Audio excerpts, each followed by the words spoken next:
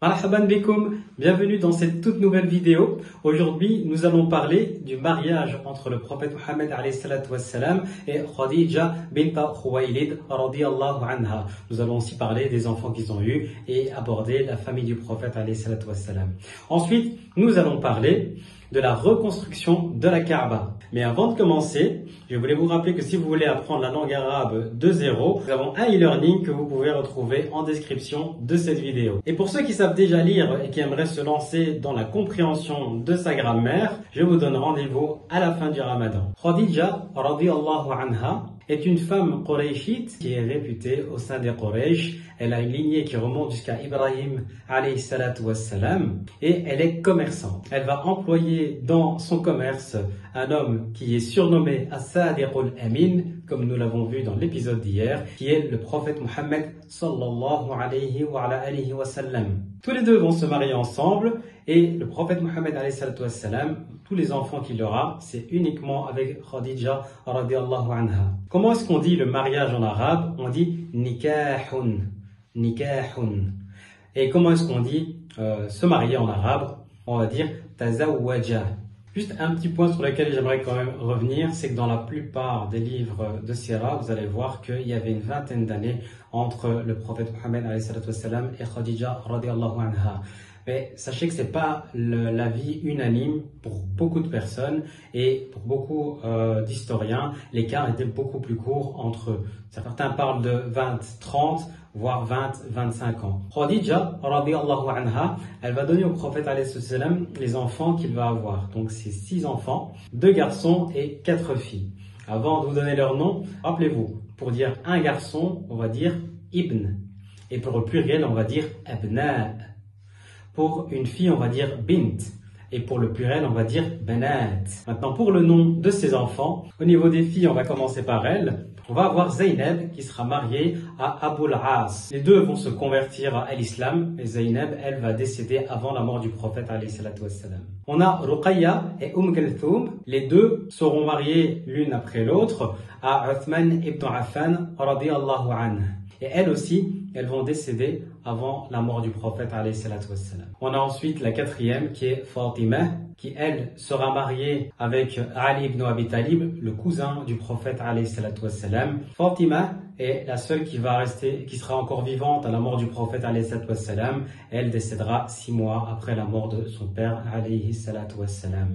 Et Ali, lui, restera encore plusieurs années et c'est lui qui deviendra le 4e calife. Pour les enfants, on a Abdullah, qu'on appelle aussi Taïb, on a aussi Al-Qasim, d'où le surnom du prophète alayhi salatu wassalam, Abul Qasim. Et les 2 enfants vont décéder en bas âge. Dans certains recueils, vous allez voir qu'il y a un 3e enfant qui s'appelle Ibrahim et lui aussi décédera en bas âge. Et lui, c'est un enfant qu'il aura eu d'une autre de ses épouses. Du vivant de Khadija, radiyallahu anha, le prophète alayhi salatu wassalam n'aura aucune autre épouse. Et juste pour terminer de parler de la famille du prophète alayhi salatu wassalam, de son côté paternel, il avait 9 oncles. Sur ces 9 oncles, on en a 2 qui vont se convertir à l'islam, Hamza et Al-Abbas. Vu qu'on parle d'oncles et de tantes, je vous avais déjà donné les mots pour du côté du père et du côté de la mère pour les oncles et la tante, mais ici je vais vous donner les pluriels. Donc on a ammun pour l'oncle et ça va donner a'mam.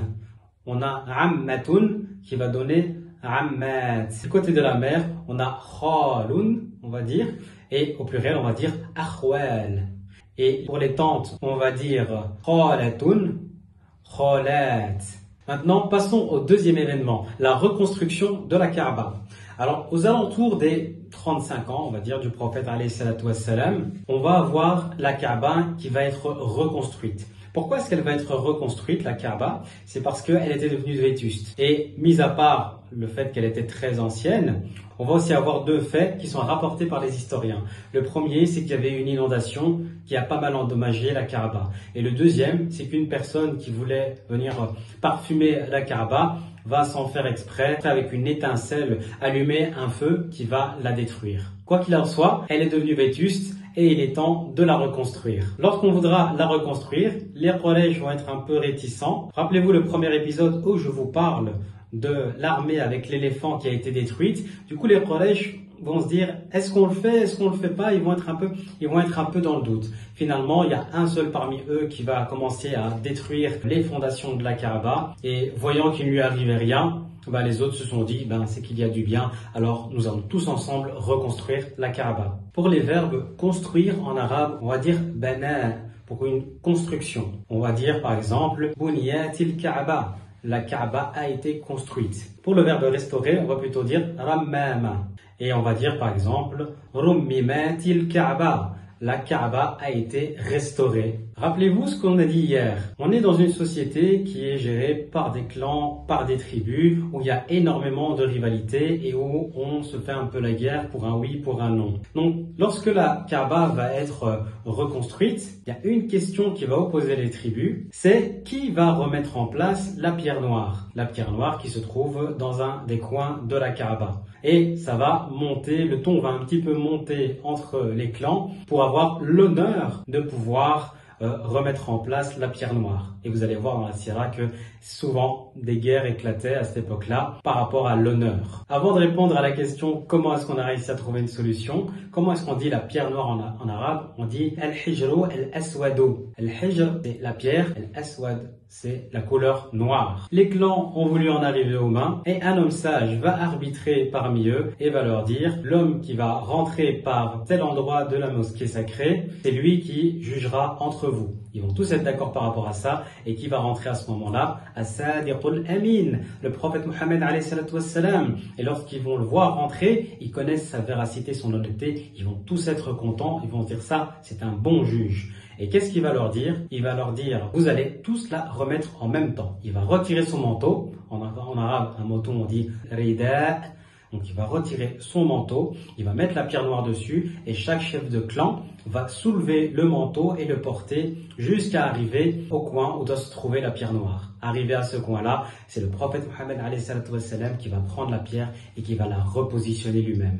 Ainsi, et de par sa sagesse, il a évité qu'il y ait une bataille entre les clans de Quraysh. Voilà, c'est tout pour aujourd'hui. Pour le vocabulaire du jour, nous allons parler des relations entre les gens et des relations matrimoniales. Pour un époux, on va dire zawjun. Et pour une épouse, on va dire zawjatun. Pour le mot amour en arabe, l'amour, on va dire al-hubb. Pour le mot veuf, on va dire armalun. Pour une veuve, on va dire armalatun. Pour un divorcé, on va dire mutallaqun. Et pour une divorcée, on va dire mutallaqatun. Maintenant, un petit peu de vocabulaire au niveau des couleurs qu'on a vu aussi tout à l'heure lorsqu'on a parlé de la pierre noire. Alors, comment dit-on la couleur blanche? On va dire abyadu. Abyadu. Comment est-ce qu'on va dire la couleur noire? Comme on l'a vu, c'est aswadu.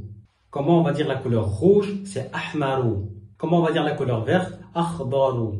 Comment est-ce qu'on va dire la couleur bleue? Azraqu. Et comment est-ce qu'on va dire la couleur jaune? Asfaru. Voilà, je vous donne rendez-vous pour le prochain épisode dans lequel nous allons parler du début de la révélation et de la mission prophétique du prophète Mohammed alayhi salatu wassalam. Ma'as salama.